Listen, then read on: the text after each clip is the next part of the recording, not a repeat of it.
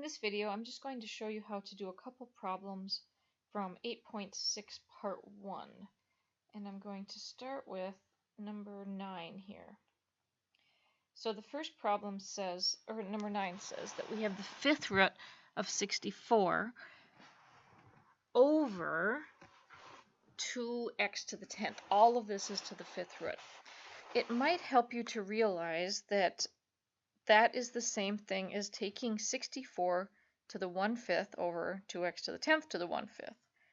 Why does that help? Because, here's my calculator, if you do not recognize that, clear this out. See, in my head, I know that 2 to the 3rd is 8 and 2 to the 4th is 16. What is, how do you get to 64? 2 to the what? So check this. Go 64 and then to the, and then instead of doing to the 5th root, it's to the 1/5 root. So I'm going to type in, I'm trying to move my screen so you can see it. I'm going to use parentheses and I'm going to do 1/5 as my exponent. So I have 64 to the 0.2, which is what 1 divided by 5 is, and then I have to hit the equal sign. Ugh, I don't have enough space here to show you all of this.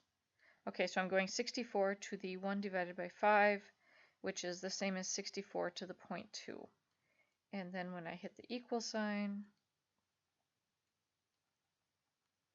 it is not a nice solid number. So bummer, right? It's not a perfect fifth root. But what if I rewrote this as the fifth root of something times something? So that's what I'm going to do. I'm going to write this as, where's my equation tools? Insert equation.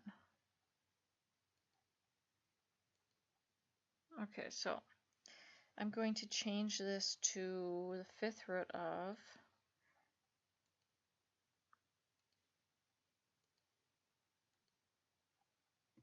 and then in here I'm going to put a fraction, and on the top I'm going to change this to 2 times 32, and on the bottom I'll write the 2x to the 10th. 2 times x to the 10th. I'm just going to use this key for now.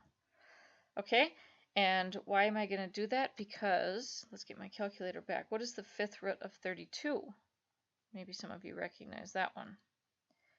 So 2 to the 5th power is equal to 32, which means 32 to the 1/5 power, which is 0.2, is equal to 2. So I know that the fifth root of 32 is 2. Also, I have, on the top I have 2 times 32, and on the bottom I have 2 times x to the 10th. These 2's are going to cancel. This 2 is going to cancel with the other 2. So that's kind of handy. If I can, oh, this is so much easier if I just wrote it by hand, wouldn't it be? Okay, so my 2's cancel, and I'm left with the fifth root of 32, which we have already determined is 2. So the whole top part is just going to be 2. So I got a fraction that'll be 2 on the top.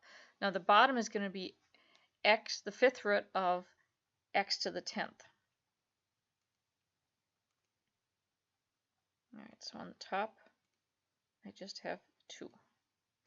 On the bottom, I have the fifth root of x to the 10th. That's the same as x to the 10th to the 1/5 power, which I think would be an easier way of writing that.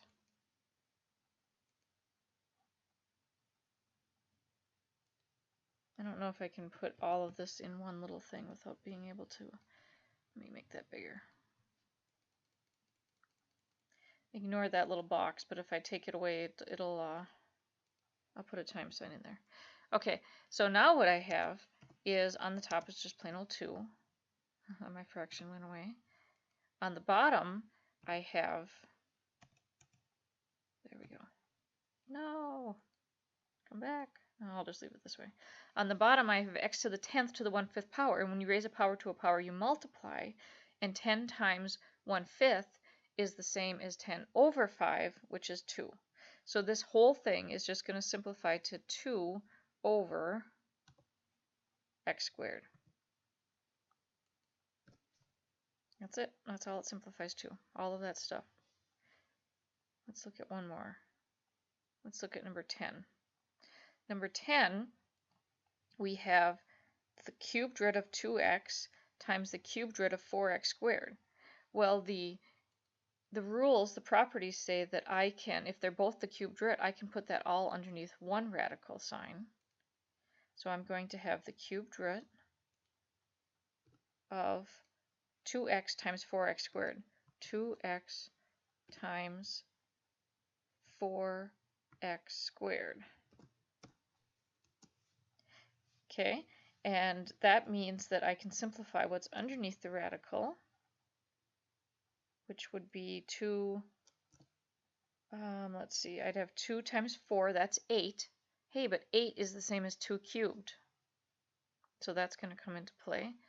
I need to get my equation back in here.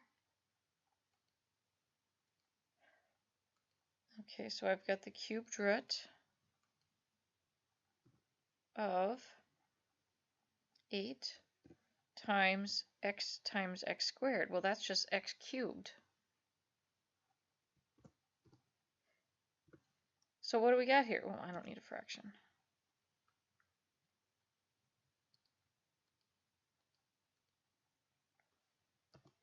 I'm not sure where that little box went under there.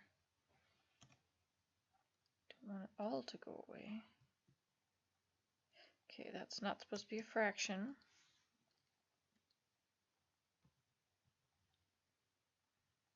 Did I tell it to be a fraction?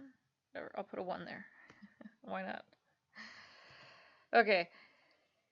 And now we have the cubed root of 8 is 2, and the cubed root of x cubed is x. So our whole answer is just 2x. So some of these take a while, some of them simplify pretty quickly, like this one did.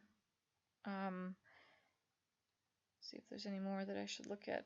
When you do the next section, these are kind of going the opposite way. They're writing the exponent, the cubed root, as a radical first, and then simplifying. But you don't necessarily have to do it that way. If you want to say that, like in this one, if I took 125 and said that's the same as -5 cubed, because it is, because -5 times -5 is 25, so that's the same as -5 cubed, and I took that to the 2/3 power. Let me write that down,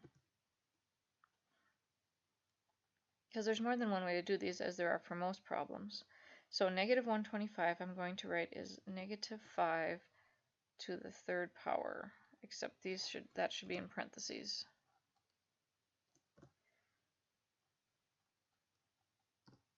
And then I'm taking that to the, as it says, 2/3 power. So let's multiply that by 2/3. This should all be to the power of, though.